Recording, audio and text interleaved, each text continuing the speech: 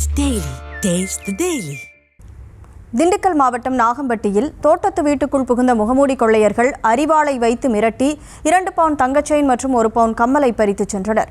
கூடுதல் விவரங்களோடு இணைகிறார் செய்தியாளர் முத்துக்குமார். முத்துக்குமார், வணக்கம். இந்த சம்பவம் எப்போ நடந்தது? இதனால பாதிக்கப்பட்டவங்க யாரு?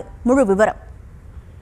வணக்கம் கனிமொழி. திண்டுக்கல் மாவட்டம் வேடசந்தூர் அருகே நாகம்பட்டியில் கரூர் திண்டுக்கல் தேசிய நெடுஞ்சாலையில் தோட்டத்து வீட்டில் பாண்டியப்பன் மற்றும் அவருடைய மனைவி பாண்டியம்மாள் வசித்து வருகிறார். இவர்கள் 2 பேரும் தனியார் நுட்பாலையில் வேலை பார்த்து வருகின்ற நிலையில் நேற்று இரவு ஆண்டியப்பன் வெளியே சென்று விட்டால் பாண்டியம்மாள் மற்றும் தனியார் சமையல் செய்து கொண்டிருந்த போது முகமூடி அணிந்து வந்த 3 பேர் கொண்ட மர்ம கும்பல் பாண்டியம்மாள் அணிந்திருந்த 2 பவுன் தங்கச்சங்கிலி மற்றும் 1 பவுன் கம்மலை பறித்து சென்றுள்ளனர்.